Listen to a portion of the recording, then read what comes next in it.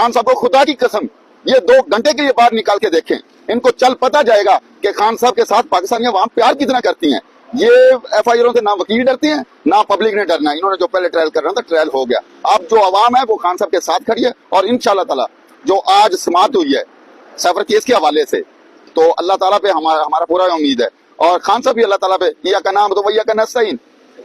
अल्लाह ताला ने हमारे लिए ये जो मुसीबत रखी थी पीटीआई के लिए और खान के लिए, और इंशाल्लाह ये वक्त मुश्किल वक्त कटने वाला है और इंशाल्लाह इलेक्शन से पहले खान साहब बाहर होंगे।